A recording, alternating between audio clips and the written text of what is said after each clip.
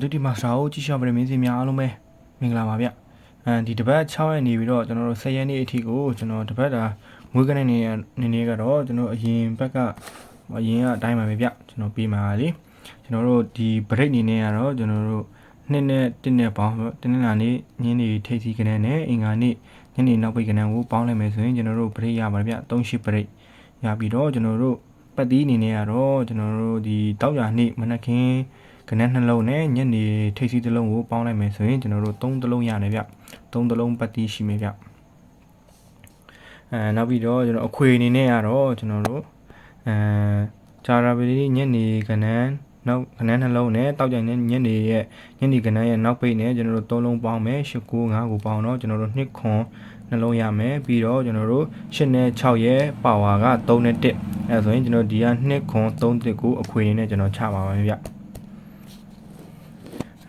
ဒါကတော့ကျွန်တော်ချရတာ3ပရိနေရတော့ကျွန်တော်3ည5 1 2 4 9 5 8 6ခွန်10ပရိနေရတော့3ည8 1ခွန်2 6 3 5 4 4 9 9ပဲဖြစ်ပါတယ်အခွေနေနေရတော့ကျွန်တော်2ခွန်2 3 2 1ခွန်3ခွန်1 3 1ပတိနေနေ3တလုံးရှိမှာဗျဒီထဲမှာပရိနဲ့အခွေနဲ့တူတာကတော့ကျွန်တော်တို့2 1ရှိမယ်3 1ရှိမယ်sorry 3 1မဟုတ်ခွန်1ရှိမယ်ခွန်1 2 1နဲ့ခွန်1ရှိမယ်နော်အဲ့ကိုရှိမယ်ကျွန်တော်အရင်ဘက်ကဆိုရင်သူရဲ့ခဏကြလေးကိုကြည့်မယ်ဆိုရင်ရင်ဘက်ကကျွန်တော်ကရတာကပါလဲဆိုတော့ကျွန်တော်934ကိုအခွေနဲ့939 break ဆိုတော့ကျွန်တော်တို့ဖာထွက်သွားလဲ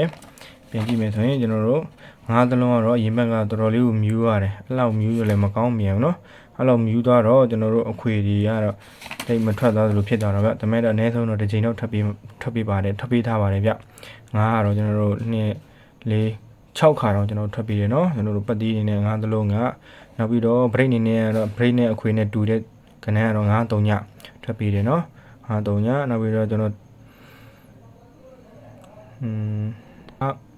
5ပရိနေတော့ကျွန်တော်တို့ပထမအဆုံးအနေနဲ့6 9အနေနဲ့ကျွန်တော်တို့ပေးထားတယ်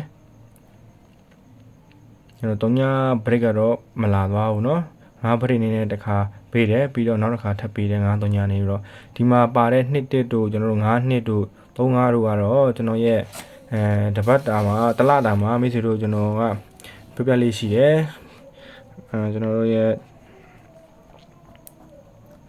1 2နဲ့3 5မှာဆိုရင်ကျွန်တော်တို့ဒီတလအတွက်ပြတ်တို့ဒီတပုတ်တဲလအတွက်ပေါ့နော်ဒီတပုတ်တဲလမှာဆိုရင်ကျွန်တော်တို့နှစ်ပတ်ပြီးသွားပြီဒါကတော့တတိယပတ်မြောက်ပေါ့ဗျာပထမပတ်မှာဆိုရင်ကျွန်တော်တို့တစ်တလုံးအနေနဲ့တစ်လေးပဲကျွန်တော်ပေးခဲ့ပြီးတော့ကျွန်တော်တို့ဒီပတ်မှာဆိုရင်ဗာပေးခဲ့လဲကျွန်တော်တို့နှစ်ပေးတယ်အပူအနေနဲ့ပေါ့ဗျာရင်ပတ်လိုပဲတူတယ်နှစ်တူတယ်ကျွန်တော်2 1 3 5 5နှစ်အဲ့လိုလေးတွေကျွန်တော်တို့ဒီဘက်မှာဆို4ကွက်တောင်ပေးတယ်အပူနဲ့ပါဆိုရင်ကျွန်တော်5ကွက်တောင်ပေးချသွားတယ်ဆိုတော့ကျန်တဲ့အကွက်မှာဆိုရင်ဒီကကျွန်တော်ဒီချင်းကကျွန်တော်တလားသုံးမဲ့ဒီချင်းကိုမိတ်ဆွေတို့နေလဲကျွန်တော်ကဒီလိုနေတိုက်မှာဆိုရင်ကျွန်တော်ကကီးနဲ့ပါတယ်ဆိုရင်ကျွန်တော်ဦးစားပေးပြီးကျွန်တော်ထုတ်ပေးလေးရှိတယ်ဒီထဲမှာမထွက်ရသေးတာဆိုတော့ကျွန်တော်1 3နဲ့2 3ပဲရှိမယ်နော်အဲ့ထဲကကွက်လေးကကျွန်တော်တို့1 3နဲ့2 3ကိုနည်းသတိပြုပြီးတော့ထိုးရမှာပေါ့ဗျာဒီတစ်ပတ်တာမှာလေတော့အဲ့ဒါအဲ့နှစ်ကွက်ကျန်တယ်ဆိုတော့ကျွန်တော်တို့အရင်လကဆိုရင်သူကအကုန်ထွက်ပြီးတယ်သူကတော့ဇာတ်လိုက်တော့ထွက်တာမဟုတ်ဘူးဒီလိုမျိုးတစ်ပတ်မှာတော့သူကထွက်ပြီးသားထွက်လိုက်ပြီးတော့ကျန်တဲ့အကွက်လေးထွက်ပေးလိုက်ဆိုတော့ကျွန်တော်တို့ဒီထဲမှာအခွေ6ကွက်မှာဆိုရင်ကျန်တဲ့ဟာဆိုတော့ကျွန်တော်1 3နဲ့2 3ဒီမှာဆိုရင်1 3ကပါနေတာတွေ့ရကြမလို့1 3ကလည်းကောင်းပါပါဒီမှာလည်း2 3ပါเนาะတခါတည်းပဲပြီးဖြစ်သွားတယ်ကျွန်တော်တို့2 1ပြန်ပါတယ်ကျွန်တော်2 1เนาะဒီထဲမှာအခွေမှာပါပြီးသားအခွေမွေးတယ်ဆိုရင်လည်းကျွန်တော်ဒီကကြံကနန်းကြံပြီးသားဖြစ်သွားတယ်နောက်တစ်မျိုးကကြတော့ကျွန်တော်ရဲ့မွေးတစ်ကွက်ဒါကြာနေပြီကျွန်တော်သုံးတာကလပေါင်းများစွာကျွန်တော်သုံးတယ်ပြတ်သွားတယ်ပြတ်တာကိုကျွန်တော်ပြန်အဖြေပြန်ရှာတယ်ပြန်ရှာတဲ့အချိန်မှာတွေ့ရတဲ့အဖြေကတော့ကျွန်တော်တို့ဒီရဲ့ထွက်နေကြပါဗျာသူကဘာလို့မလာရလဲကျွန်တော်စဉ်းစားတော့တကယ်ကြတော့သူကတပွင့်ရော့ဖြစ်သွားပြီဆိုရင်မလာတော့ဘူးအဲ့ကောင်ကကျွန်တော်ရဲ့မွေးတုပ်ကဖြစ်တယ်ကျွန်တော်တို့ဒီဂျာရပရိညနေကဏ္ဍကိုကျွန်တော်နှက်ခတ်ချမယ်ဆိုရင်ကျွန်တော်တို့16ရမယ်နော်မွေးတုပ်ကတော့16တကွက်ရတယ်သူ့ရဲ့ကျွန်တော်တို့တပွင့်ရော့ဆိုရင်ဘာဖြစ်မလဲဆိုတော့ကျွန်တော်တို့ 3ညတပွင့်ရော့တော်ရင်ပြောမယ်နော်3ည6ရှိမယ်ပြီးတော့ကျွန်တော်တို့1 5ရှိမယ်1 5 6ပရိတ်နဲ့6ပရိတ်နှစ်ခုလုံးမပြောမှာနော်6ပရိတ်နှစ်ခုလုံးပဲပရိတ်အနေနဲ့ပြောကျွန်တော်တို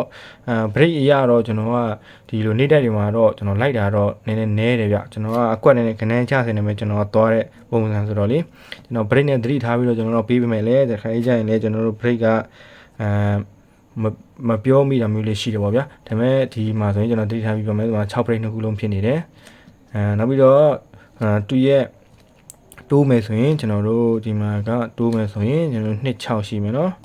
26ရှိမယ်ဒီမှာဆိုရင်ကျွန်တော်1ခွန်ရှိမယ်1ခွန်ရှိမယ်ဒီမဲ့ဒီမှာဆိုရင်ကျွန်တော်ဒီကောင်ကတကွက်အနေနဲ့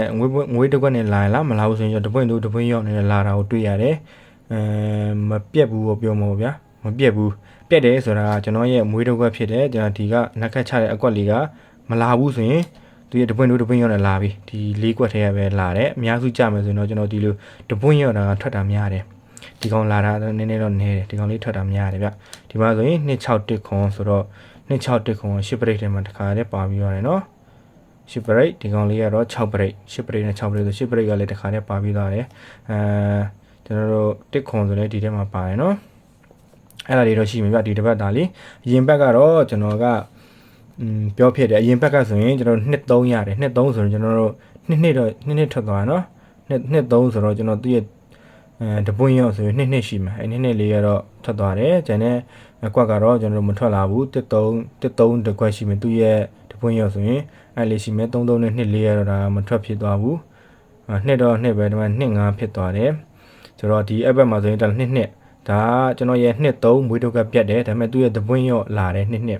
ဒီမှာလည်းအဲ့လိုပဲကျွန်တော်သူ့ရဲ့တပွင့်ရောက်ဒါကတော့ကျွန်တော်အကွက်များမှာဆိုလို့ဒါကတော့ဒီနှစ်ခုကိုတော့ကျွန်တော်နေတိုက်ထဲမှာပဲကျွန်တော်တွဲပြီးတော့ကီးနဲ့ရတဲ့ခါကျရင်ကျွန်တော်ဒီကောင်ဦးစားပေးပြီးကျွန်တော်ပေးပါမယ်ဗျမိတ်ဆွေတို့ကလည်းအနေနဲ့လည်းကျွန်တော်နေတိုက်ဒီမှာဒီနေ့ကတော့ဘာသလုံးကောင်းညာသလုံးကောင်းနေဘရိတ်ကောင်းနေဆိုရင်တော့ထိုးနေဆိုရင်ထိုးနိုင်ပါတယ်ဗ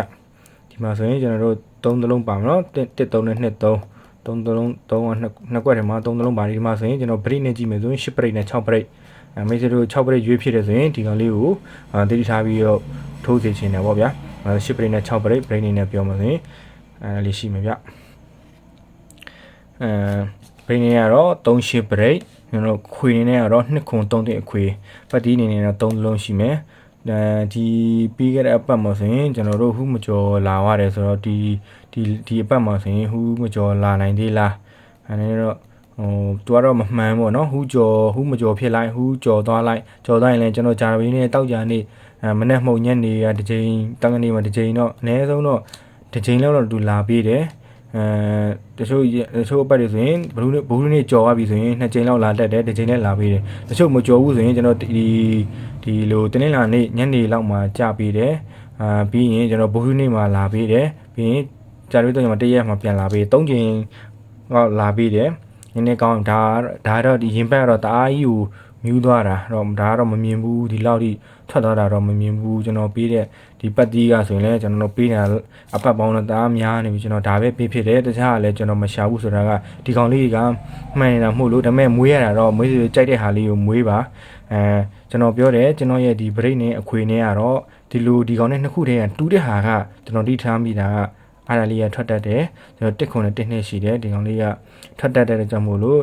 အဲကောင်လေးကပူပြီးထွက်တယ်ဗျာဟိုအရင်တော့ဆိုရင်ခုနှစ် break မှာဆိုရင်ကျွန်တော်တို့ဒီထဲမှာအခွေကခုနှစ်3ညခုလုံးည2ရှစ်ဆိုရင်ကျွန်တော်တို့အဲ့နှစ်3ညခု3ညအဲ့ခုနှစ် break ပဲတူလာထွက်သွားတော်တော်လေးလဲစမ်းကြည့်ပါလေဒီထီအကွက်လေးကလေသူထွက်ချင်ရတော့ထွက်နေတာပဲအရင်ပတ်ဆိုရင်ကျွန်တော်ကနန်းကြစင်မှာကြည့်ပါလားနှစ်ခါထက်တယ်ကျွန်တော်ပေးထားတဲ့6ခွက်ထဲမှာတော့ပါတယ်ဒါပေမဲ့ဒီမနက်လည်းပါတယ်ညနေလည်းပါတယ်ဒါပေမဲ့ပြန်ကြတယ်မဟုတ်လို့ကျွန်တော်မပေးကျွန်တော်ပြန်ကြတွေကတိတ်ပေးရတော့နဲတယ်ဗျအဲ့တော့ပြန်ကြနှစ်ခုစလုံးထပ်သွားတယ်မထင်မှတာဘူးเนาะဒါကတော့ထွက်ချင်ရထွက်နေတာဆိုတော့လေတောက်ကြံလေးကတော့ဘလို့ပြောပြန်ကြတော့ဒီကြာရင်းတောက်ကြံလေးမှာတော့ညီကိုလာမပြန်ကြတွေကတော့လာတတ်တယ်တပတ်တာမှာတော့ဘလို့ပြောဒါပေမဲ့ဒီတပတ်ကတော့ညနေတက်ကြောင်တောက်ကြံလေးမနေ့ရောညရောဒီလိုပြန်ကြဆိုတော့နည်းနည်းလေးတော့များတာပေါ့ဗျအဲ့လိုကြတော့တချို့လူလည်းထိုးကြပါတယ်လိုက်လို့ရလေဒီလိုတောက်ကြံလေးမှာဆိုရင်ပြန်ကြပဲထိုးတာဒီထဲက10ကွက်ထဲကပဲလာနိုင်တယ်အဲ့လိုအထဲကပဲထိုးတာမျိုးလည်းရှိတယ်မိတ်ဆွေလေးရှိတယ်ဆိုလည်းဟိုကြိုက်နေကိုပေါ့ဗျာထိုးပေါ့ကျွန်တော်တို့အဲ့လိုမျိုးအကြံပြုတာပေါ့ဗျာဒီတစ်ပတ်ကတော့ကျွန်တော်ကပြီးမှတော့ဒါလေးပဲဗျ 38ပရိတ်နဲ့2ခွန်31အခွေနဲ့3မှတ်တီတစ်လုံးရှိမယ်ဒါကတော့ကျွန်တော်ရဲ့ဒါတစ်လတာ3တဲ့ဟာလေးနဲ့ဒါကတော့တစ်ပတ်တာကျွန်တော်အရင်ကပြခဲ့တဲ့16ငွေတစ်ခွက်ပေါ့ဗျာအဲ့ဒါလေးရှိတယ်အားလုံးပဲမိတ်ဆွေတို့ဒီတစ်ပတ်မှာကောင်းကောင်းချင်းနေနဲ့ပြေဆုံးပါစီဗျထိုးတက်ကွက်လေးလည်းပေါက်ဝက်ဖြစ်ပါစေကြည့်ရှုပေးတဲ့မိတ်ဆွေများအားလုံးပဲကျေးဇူးထူးတင်ပါတယ်ဗျ